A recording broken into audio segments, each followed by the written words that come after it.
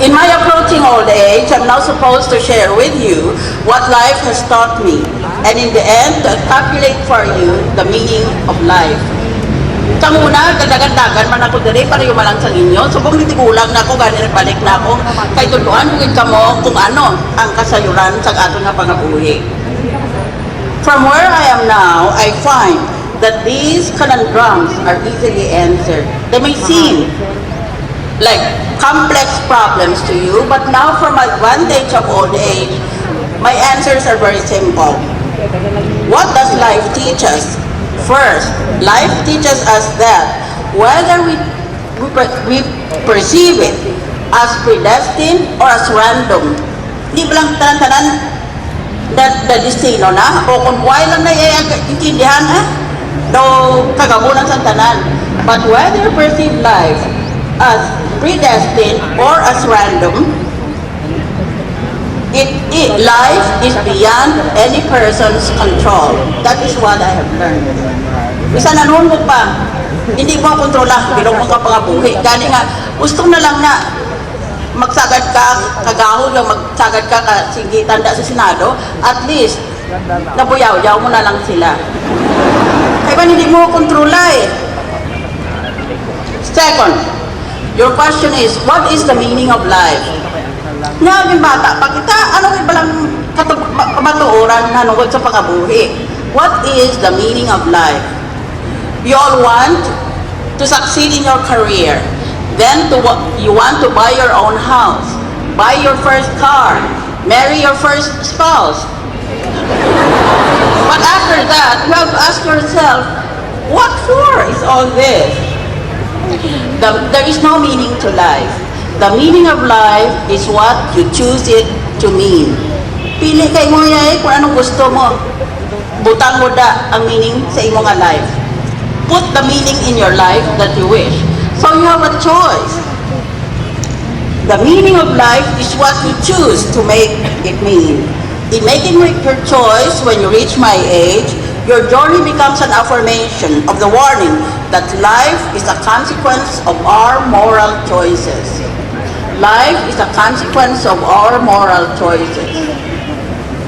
Meron nagkadto sa politika, kuya gana, pero nagpasakit tatay ko, gani nga, napilitan ako balik diri sa panwa ko. Sili ko, Daddy, ano ba bilin mo sa akon? Katanan mo ko na. Sige, Inday, kanugon sa edukasyon mo. Nag-eskwela ka pili mo sa Iloilo National High School. Mga utod mo nag-graduate sa West Visayas State University. Di masilbi ka galiin mo ya sa iban nga mga pulusod ya. Abi magbalik ka. Amo na nga nagbalik ako. Amo na nga gilapag-away sila tanan sa gobyerno. Man mga artista, mga gago. Kung nabalaan mo lang mga away, man lang gali ako kung hiwain ako mag-doctorate. So kung hindi pa kami, kung tanin ito, una lang ako sa martial arts, natudlog na sa dali ko. Hindi ka mawadlok sa ila, hindi sila mag-alam sa imo ha. Kung magkuha na sila sa entrance exam sa West Visayas State University, sigurado ko bagsak din sila. The problem of evil. As professionals in a small developing state, remember we're a tiny state. You will be living in an environment of poverty and corruption. I will deal separately and then I will deal first with poverty and with corruption. These two features constitute the problem of evil. You wonder what is the meaning of the problem of evil? That is the meaning. Corruption and poverty. Ang pwede nga pagpangabudlay sa kabuhi. Ang pagpangawat.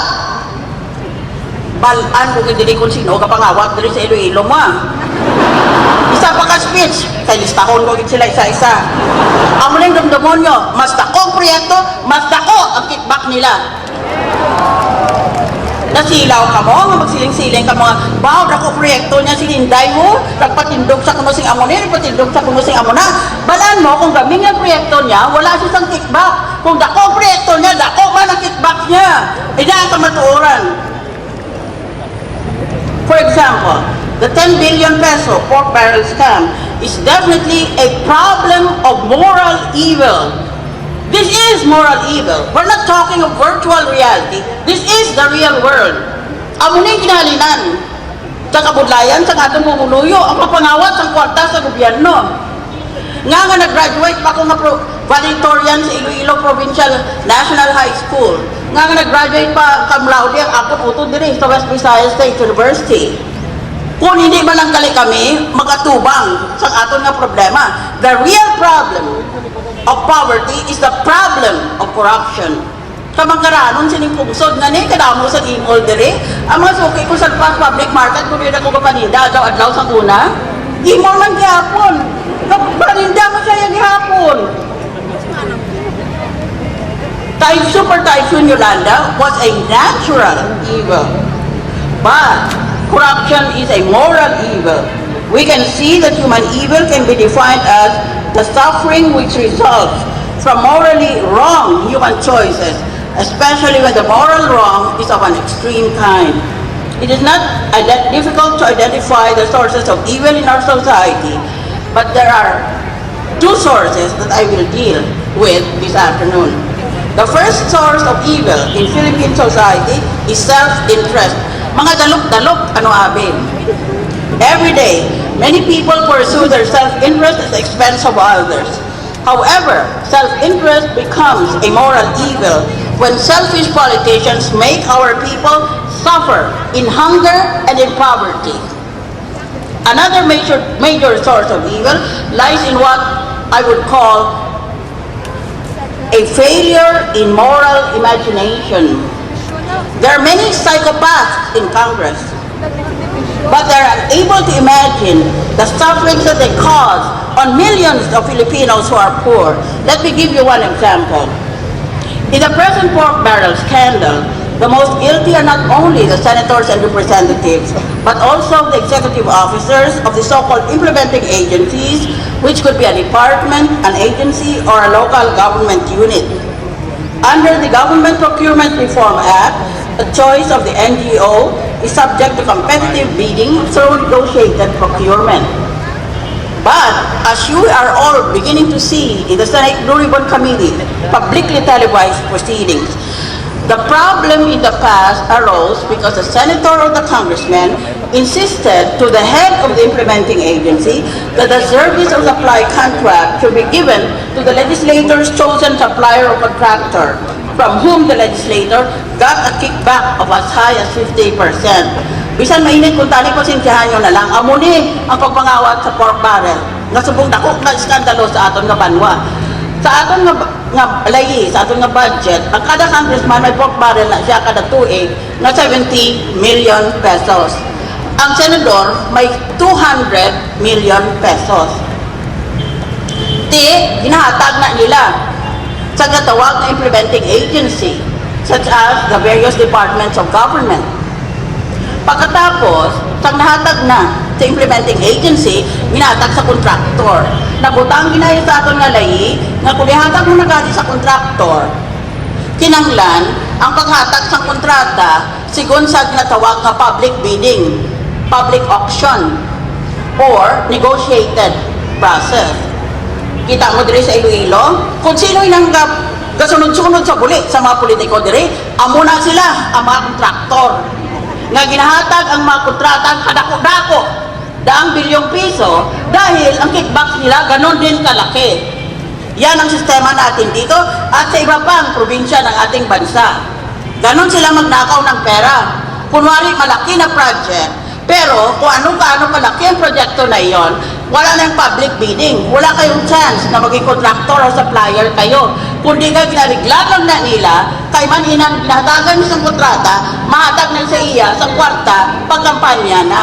Ganibantayan nyo pag 2016. Dili lang sa Iloilo, damo na mga dalagan, kay dako ang mga projects nila. Amo nang pagkaibalon nyo, kung sino ang mga gago.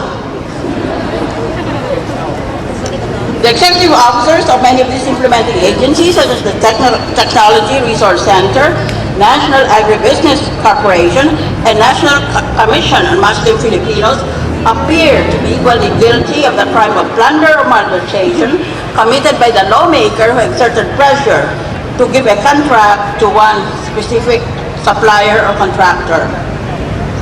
Accordingly, I shall file a resolution from the Senate Blue Ribbon Committee to expand the scope of its present inquiry with the pork barrel scam so as to include implementing executive officers of implementing agencies. Liputon ko na lang ni kanaluoy, nakita ko sa inyo.